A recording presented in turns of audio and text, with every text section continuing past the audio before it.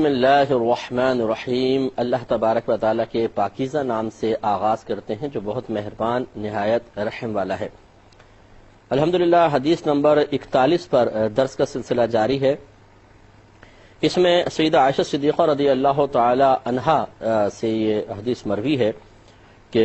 آپ ایک مرتبہ ایک عورت کے ساتھ اپنے قاشان اقدس میں تشریف فرما تھیں تو کہتی ہیں کہ نبی کریم صلی اللہ علیہ وسلم میرے پاس آئے تو آپ نے پوچھا کہ یہ کون عورت ہے، تو میں نے اس کا تعارف اس کے ایک اچھے وصف سے کرایا اور میں نے عرض کیا رسول اللہ یہ فلانا ہے، یعنی نام لیا ہوگا آپ نے، یہاں ذکر نہیں ہے کہ یہ فلاں عورت ہے کہ جس کی نماز کا ذکر کیا جاتا ہے، یعنی لوگوں میں معروف ہے اس کی نماز کی کثرت، یہ بہت زیادہ کثیر نمازیں پڑھتی ہے۔ تو نبی کریم صلی اللہ علیہ وسلم نے شاید فرمایا ماہ، یہ اس میں فعل ہے، ٹھہر جاؤ، رک جاؤ، بس زیادہ تعریفیں مت کرو۔ پھر فرمایا کہ نبی کریم صلی اللہ علیہ وسلم نے شاید فرمایا کہ تم پر صرف اتنی ہی عبادت اختیار کرنا لازم ہے جس کی تم طاقت رکھتے ہو۔ اللہ تبارک و تعالی کبھی بھی نہیں اکتاتا نہ تھکتا ہے، ہاں تم عمل کر کر کے تھک جاؤ گے، یعنی اللہ تعالیٰ اجر دے کر کبھی نہیں تھکتا، اجر دیتے دیتے وہ اکتاتا نہیں ہے، تم عمل کرتے کرتے تھک جاؤ گے، اکتا جاؤ گے۔ اور پھر ارشاد فرمایا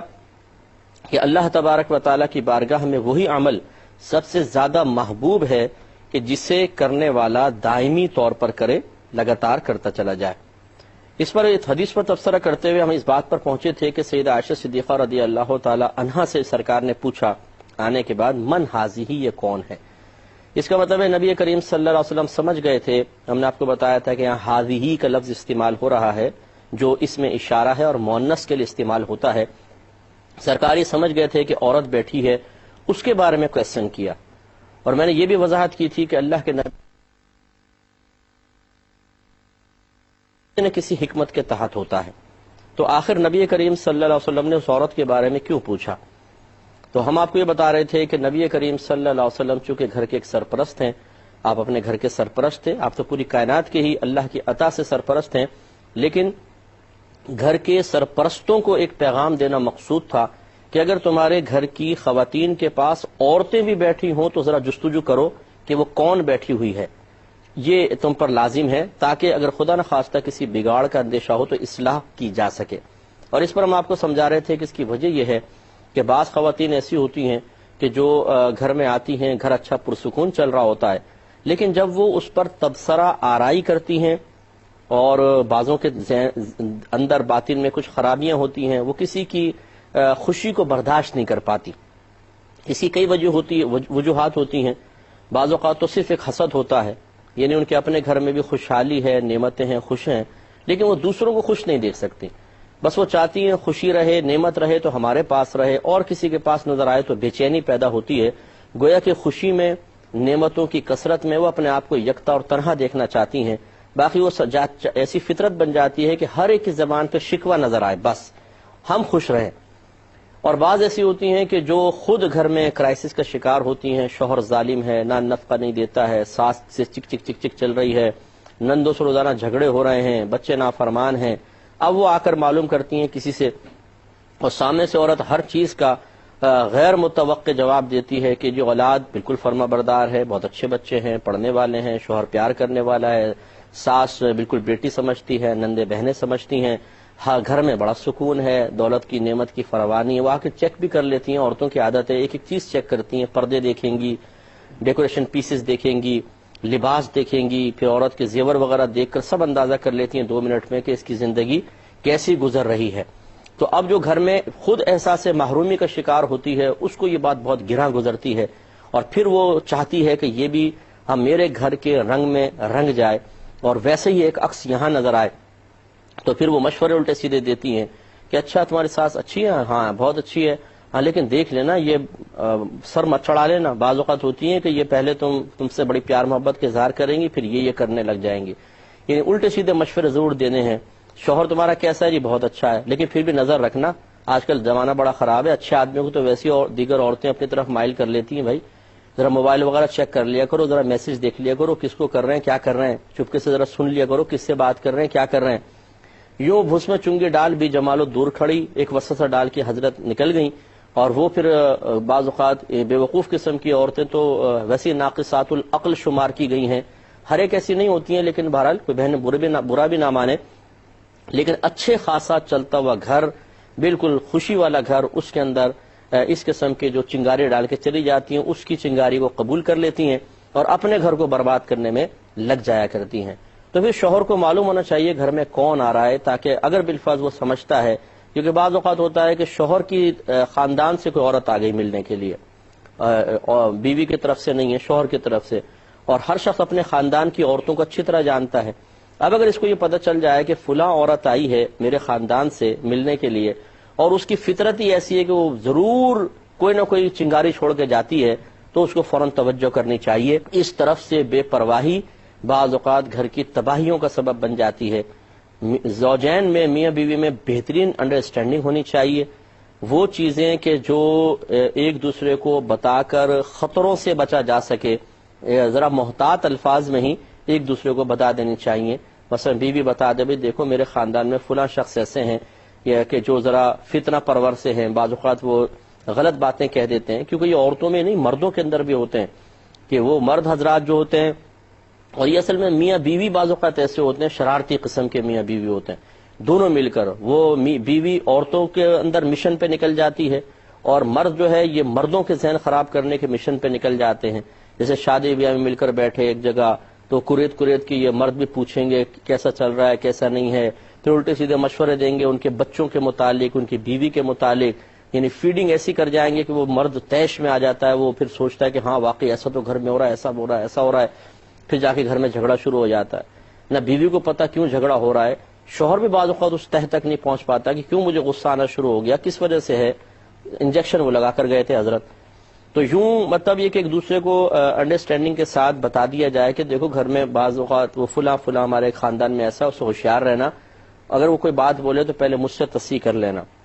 ایسی زوجہ کہے شوہر سے، شوہر زوجہ سے کہے، یہ بہت اچھی بات ہے، تاکہ اس قسم کے لوگوں سے کے شر سے انسان محفوظ رہ سکے۔ چنانچہ اب مثال کے طور پر اگر شوہر کے اس طرف سے ہے، خاندان کی طرف سے ہے، تو اس کو معلوم ہو کہ فلاں عورت آئی ہے، تو پھر وہ ذرا گہری نظر سے دیکھے کہ بیوی کو کچھ فیڈ تو نہیں کر کے چلی گئی، کیونکہ بیوی کے رویے میں اگر کوئی تبدیلی ذرا سی بھی محسوس ہو تو فوراً تدارک کا موقع مل سکے۔ اسی طریقے سے بعض عورتیں ایسی ہوتی ہیں جو فاسقہ ہوتی ہیں، بے نمازی ہیں، غیر مردوں سے ہنس ہنس کے باتیں کرنے والی ہیں، مارکیٹ میں جاتی ہیں، دکانداروں سے خوب ہنس ہنس کے بھائی بھائی کہہ کر، لیکن باتیں ایسی چل رہی ہوتی ہیں الٹی سیدھی قسم کی۔ اب ایسی عورت اگر گھر میں آئے تو اس کا بھی ایک اثر مرتب ہوتا ہے۔ آپ اگر اپنے گھر والوں کی ایک تربیت کرنا چاہتے ہیں، اور یہ واجب بھی ہے کہ شوہر اپنے زوجہ کی ایسی تربیت کرے کہ وہ گناہوں سے بچے، وہ جہنم کی آگ سے دور رہے، لیکن اس قسم کی فاسقہ عورتیں جب ملنا شروع ہوتی ہیں، بے نمازی ہیں، فیشن زیادہ کرتی ہیں، اور وہ فیشن اس انداز سے کرتی ہیں کہ غیر مردوں کی نگاہ بھی پڑتی ہے، تو وہ آ کے بعض اوقات پھر گھر میں بیوی کا ذہن خراب کرتی ہیں کہ تم کیا بالکل ملانی بن کے بیٹھ گئی ہو، تم تو 50 سال کی بڑھیا لگنے لگی ہو، تھوڑا سا اپنے آپ کو ایڈوانس کرو، تھوڑا سا لوگوں کے سامنے آؤ، تم یہ اختیار کرو، یہ اختیار کرو، یہ اختیار کرو، اپنے ہسبینڈ سے یہ چیز منگاؤ، وہ چیز منگاؤ، تھوڑا بہت اپنے آپ کو سنوار کر رکھو، نکھار کر رکھو۔ بھئی کس کے لیے نکھار کر رکھیں؟ یہ نہیں بتائیں گی، بس نکھار کر رکھو، یعنی غیر مردوں کے لیے جیسے خود نامحرموں کے سامنے نکل جاتی ہیں ویسا اس کو ترغیب دیتی ہیں اور اسے بگاڑ کے چلی جاتی ہیں۔ اسی لیے جیسے اعلیٰ حضرت امام اہل سنت نے فتاوی رضویہ میں لکھا کہ اگر بیوی کی بہن، سگی بہن فاسقہ فاجرہ ہو، اور بیوی کے اس سے ملاقات کرنے میں اندیشہ ہو کہ یہ بھی بیوی کو فسق و فجور اور گناہ کبیرہ کی طرف لگا دے گی، تو شوہر پر واجب ہے کہ اس بہن سے ملنے سے روک دے، اور اس کو اختیار ہے، شریعت نے دیا ہے کہ رشتہ داروں سے ایسے جو فتنہ پرور ہیں یا جن کے ساتھ رہنے کی بنا پر انسان واقعی گناہ کبیرہ میں مبتلا ہو سکتا ہے، ان سے اگر شوہر روکے تو بیوی پر رک جانا واجب ہے۔ تو اس طرح خلاصہ کلام یہ ہے کہ نبی کریم صلی اللہ علیہ وسلم نے، یقینی سی بات ہے کہ سیدہ عائشہ صدیقہ رضی اللہ تعالی عنہا تو امہات المومنین میں سے ہیں، اور آپ کے پاس جو بھی خواتین آئیں گی یقینی سی بات ہے وہ مسلمان ہی ہوں گی، اور وہ صحابیات ہیں، ان میں تو کوئی بگاڑ کا اندیشہ ہی نہیں ہے۔ لیکن جیسے میں آپ کو عرض کر رہا ہوں کہ اس میں ایک پہلو ضرور یہ ہے کہ نبی کریم صلی اللہ علیہ وسلم آنے والے لوگوں کو پیغام دے رہے ہیں کہ یہ معاشرہ تو بڑا اچھا ہے، اس میں تو بگاڑ نہیں، لیکن اگر تم اپنے معاشرے میں، اپنے دور میں اس قسم کے معاملات دیکھو تو اس کے اوپر گہری نظر رکھو کہ جب ہم اس پاکیزہ معاشرے میں رہنے کے باوجود اپنی ذمہ داری محسوس کرتے ہوئے یا اللہ تبارک و تعالیٰ کی رضا کے مطابق جستجو کر کے گھر والوں کو کے لیے اصلاح کا سامان کر رہے ہیں تو تمہارے لیے تو بدرجہ اولا ایسا کرنا لازم ہوگا۔ اس لیے ذرا تھوڑا سا میاں بیوی اپنے اپنے رویے پہ غور کریں۔ اگر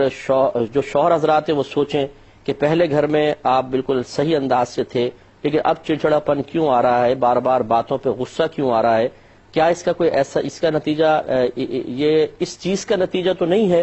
کہ کسی سے آپ نے ملاقات کی تھی خاندان والے میں سے یا دوستوں میں سے اور انہوں نے آپ کے ذہن میں کوئی ایسی فیڈنگ کی ہے جس کے اثرات اب گھر میں اس طرح ظاہر ہو رہے ہیں۔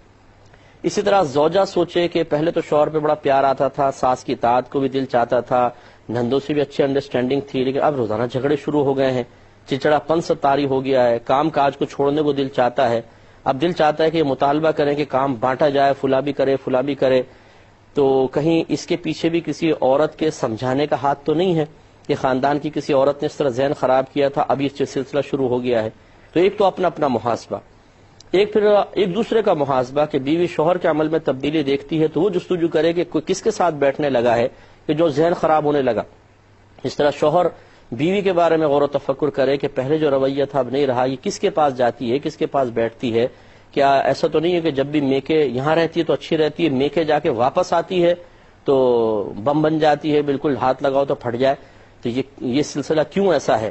اس طریقے سے گہری نظر رکھنا اپنے گھر کے سکون کے لیے بہت ضروری ہے، اور سب کے لیے پھر ایک مشورہ یہ ہے کہ آپ دوسرے کیا کر رہے ہیں کیا نہیں کر رہے اس کو چھوڑیں، اپنے گھر میں سکون پیدا کریں، انڈرسٹینڈنگ رکھیں، ایک دوسرے کی غلطیوں کو نظر انداز کریں، ایک دم کسی کی اس طرح فیڈنگ کو قبول نہ کر لیا کریں کہ دوسرا بس چنگاری ڈال کے نکل جائے اور آپ خود بخود آگ بن جائے اور ایک دوسرے کو جلانے کی کوشش کریں، اس سے آپ ہی کا نقصان ہے، آپ کے گھر تباہ ہو جائیں گے۔ گہری نظر رکھیں اس معاشرے پر۔ اور یہ ویسے بھی آج کل جو یہ ڈراموں کی لت چل گئی ہے کہ ہر ڈرامے میں ایک نیا جھگڑا، ہر ڈرامے میں ایک نئی تعلیم ہے جن کو دیکھ دیکھ کے عورتیں بھی سیکھ رہی ہیں، مرد بھی سیکھ رہے ہیں اور پھر اس کا پریکٹیکل بھی کر رہے ہیں باقاعدہ۔ اگرچہ ڈرامے اس لیے نہیں بنائے جاتے، یقیناً اگر حسن زن قائم رکھا جائے کہ لڑوایا جائے یا وہ تو ایک معاشرے کی تصویر دکھانا چاہتے ہیں، لیکن اس حسن زن کے قائم رکھنے کے باوجود یہ اس کا انکار کرنا ممکن نہیں ہے کہ جہاں ڈراموں کے کوئی پازیٹیو اثرات ہوتے ہیں وہاں پہ نیگیٹو اثرات بھی ہوتے ہیں، بلکہ بعض اوقات نیگیٹو اثرات بہت زیادہ ہوتے ہیں، کیونکہ ہر شخص اپنی اپنی کیفیت کے مطابق اور اپنی باطنی قوت کے مطابق اثر قبول کرتا ہے۔ کسی کی باطنی قوت بہت زیادہ ہوتی ہے، وہ سب کچھ دیکھنے کے باوجود اپنے اندر کوئی تبدیلی محسوس نہیں کرتا، جمع رہتا ہے، صحیح موقف قائم رکھتا ہے، لیکن بعضوں کی باطنی قوت انتہائی کمزور ہوتی ہے، وہ جو دیکھتے ہیں اس کا اثر قبول کر لیتے ہیں اور اس کے مطابق عمل کرنے لگ جاتے ہیں، یا خدشات میں، وساوس میں، شکوک میں، شبہات میں مبتلا ہو جاتے ہیں۔ جیسے ڈراموں میں شوہر کو دکھا دیا کہ وہ کوئی حرکتیں کر رہا ہے، بیوی اس پہ شک کر رہی ہے، یا نہیں بھی کر رہا بیوی شک کرنے لگی، تو اب وہ بس وہ اچھا خاصا گھر چل رہا ہوگا دیکھ بھال کر کے، دیکھ کر اور دل میں وسوسے پیدا ہونا شروع ہو جائیں گے۔ شوہر بھی بالکل مشکوک نظر آنے لگے گا کہ شاید عورتوں کے پیچھے لگا ہوا ہے، ویسے ہی بالکل حرکات کر رہا ہے جیسے میں نے ڈرامے کے اندر دیکھی تھی، اس سے اور گھر کا سکون برباد ہوتا ہے۔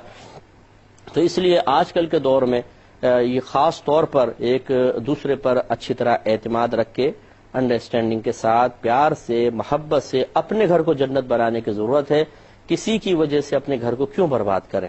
اور دونوں فریقین کو چاہیے کہ اپنی زندگی کو، اپنے اعمال کو اتنا شفاف رکھیں کہ ایک دوسرے پہ شک کی ضرورت ہی نہ رہے، حتی الامکان کوشش یہ کریں، تو یہ بہت اچھا ہے۔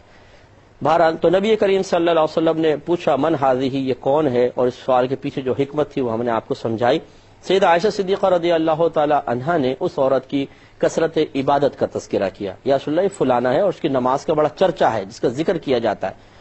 اور آپ نے شاید اسی لیے بتایا ہوگا کہ نبی کریم صلی اللہ علیہ وسلم خوش ہوں گے کیونکہ سرکار اپنے امتی کو عبادت کرتے ہوئے دیکھ کر، اللہ کے نبی ہیں اور نبی اس بات سے بہت خوش ہوتا ہے کہ اس کے امتی اللہ تبارک و تعالیٰ کی عبادت کریں، اطاعت کریں۔ تو سیدہ عائشہ نے اچھے انداز سے ایک چیز بیان فرمائی، لیکن نبی کریم صلی اللہ علیہ وسلم نے اس کو ناپسند فرمایا اور پہلے تو روکا کہ ماں آپ رک جائیں، پھر آپ نے آگے نصیحت فرمائی۔ اس سے بھی ایک پہلو بہت پیارا نکلتا ہے کہ دیکھیے جو بڑے ہوتے ہیں ان کی سوچ بھی بڑی ہوتی ہے۔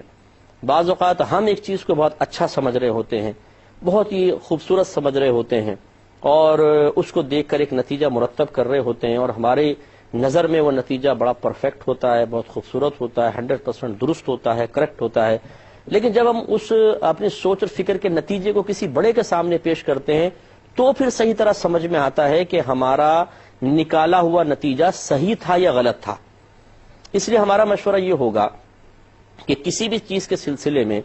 اپنے اوپر اعتماد کرنے کے بجائے کسی صاحب الرائے کی رائے کو بھی شامل کر کے پھر اعتماد کیا جائے، وہ بہت اچھا ہے۔ مثال کے طور پر آپ کسی کے بارے میں ایک نتیجہ قائم کرنا چاہتے ہیں، یہ بزرگ ہے، یہ بہت زیادہ صاحب علم ہے، یہ بہت بڑا متقی ہے، یہ بہت زیادہ پرہیزگار ہے، یہ بہت زیادہ ذہین ہے، یہ بہت بڑا عاشق رسول ہے۔ مثال کے طور پہ میں چونکہ دینی طبقے سے تعلق رکھتا ہوں اس لیے ایسی مثالیں دے رہا ہوں، میں دیگر نہیں دے رہا ہوں، اور ہمارا موضوع بھی چونکہ دین ہی ہے اس لیے میں باہر نہیں جاتا ہوں۔ لیکن ہو سکتا ہے کہ جس کو آپ بزرگ سمجھ رہے ہیں بزرگ نہ ہو، جس کو آپ عاشق رسول سمجھ رہے ہیں وہ عاشق رسول نہ ہو۔ اس لیے آپ پہلے معلوم کریں کسی اچھے صاحب الرائے سے کہ جو میں نے نتیجہ نکالا کیا یہ صحیح ہے۔ میں آپ کو سمجھاتا ہوں۔ مثال کے طور پہ آپ بیٹھے ہوئے تھے کسی محفل مجلس کے اندر، کوئی نعت چل رہی تھی، کوئی بیان چل رہا تھا کہ کوئی رو پڑا، ہم بس اس کے اس وقتی کیفیت کی بنا پر نکلنے والے آنسوؤں کی وجہ سے اس شخصیت کے بارے میں ایک نتیجہ قائم کر لیتے ہیں، یہ بہت بڑا عاشق رسول ہے۔ اچھا بھی کیا عشق رسول کی علامت ہے؟ جی میں نے نعت سنتے ہوئے روتے ہوئے دیکھا تھا۔ یہ ایک ناقص نتیجہ ہے۔ یہ دیکھیں ہو سکتا ہے کہ وہ اصل میں نعت کے الفاظ اس کو سمجھ بھی نہ آ رہے ہوں، لیکن طرز کے اندر ایک درد ہوتا ہے، ایک سوز ہوتا ہے بسا اوقات۔ ایک خوش الحان نعت خان جب بلند آواز کرتا ہے اور پھر ایکو ساؤنڈ اس کے اندر ایک اثر پیدا کر دیتا ہے، اس سے دل کی کیفیت بدل جاتی ہے اور وقتی طور پہ آنسو نکل جاتے ہیں۔ تو اس وقتی کیفیت کی بنا پر طاری ہونے والی ایک حالت سے اس کے بارے میں مکمل طور پہ آپ کیسے نتیجہ قائم کر سکتے ہیں کہ وہ عاشق رسول ہے؟ عشق رسول کی کیا تمام علامات اس پہ موجود ہیں اور اس کا ہم نے گہری نظر سے ایک طویل عرصے تک مشاہدہ بھی کیا ہے کہ نہیں کیا؟ کیونکہ عشق رسول صلی اللہ علیہ وسلم کی سب سے بڑی علامت یہ ہے۔ اسی طرح متقی ہونا، خوف خدا ہونا، ان تمام کی سب سے بڑی علامت یہ ہے کہ وہ شخص اللہ تعالیٰ اور اس کے رسول کریم صلی اللہ علیہ وسلم کی مکمل اطاعت کرتا ہوگا، کوئی نافرمانی نہ کرے۔ یہ شخص عشق رسول میں کامل بھی کہلائے گا، محبت رسول کرنے والا کہلائے گا۔ حقیقتاً متقی یہ ہے، پرہیزگار یہ ہے۔ لیکن ہمارے ہاں بس وقتی طور پہ کسی کے نکلنے والے آنسو، کسی کا آنکھیں بند کر کے جھومنا، کسی کا مسجد کے اندر چندہ دے دینا، 11ویں 12ویں کے اوپر تھوڑا بہت خرچ کر دینا، یہ چیزیں ہمارے نزدیک علامات ہیں اس بات کی کہ جی یہ عاشق رسول ہے، یہ متقی ہے۔ ماں بھی اپنے بیٹے کے بارے میں کہتی میرا بیٹا بڑا ہی نیک بچہ ہے، بہت نیک بچہ ہے۔ اچھا اماں جان کہ نمازیں پڑھتا ہے؟ نہیں۔ روزے رکھتا ہے؟ نہیں۔ قرآن پاک کی تلاوت کرتا ہے؟ نہیں، وہ تو بچپن میں پڑھا تھا کبھی، اس کے بعد تو توفیق ہی نہیں ہوئی قرآن کھولنے کی۔ اچھا کیا لڑکیوں میں دلچسپی تو نہیں رکھتا؟ ہاں تھوڑی بہت رکھتا تو ہے، کرتا رہتا ہے کچھ نیٹ کے اوپر بھی اور میسیجز کے اوپر بھی۔ اچھا گالیاں بکتا ہے؟ ہاں گالیاں بکتا ہے۔ فلمیں ڈرامے دیکھتا ہے، گانے باجے سنتا ہے؟ ہاں دیکھتا بھی ہے سنتا بھی ہے۔ ارے اماں تو پھر نیکی کہاں سے آ گئی؟ جواب کیا ملتا ہے؟ ماشاءاللہ پوری تنخواہ میرے ہاتھ پہ لا کے رکھ دیتا ہے۔ یہ دیکھیے اب یہ نتیجہ اماں جان نے نکالا کہ چونکہ میرا بیٹا پوری تنخواہ میری ہاتھ پہ لا کے رکھ دیتا ہے، یا پھر بیٹا میں جیسے اس کو سمجھاتی ہوں جا کے بیوی پہ چڑھ جاتا ہے، اس کو ڈانٹتا ہے، ڈبڑتا ہے، مارتا ہے، ذلیل کر دیتا ہے، تو جی میرا بیٹا بڑا فرما بردار ہے اور میرا بیٹا بڑا نیک ہے۔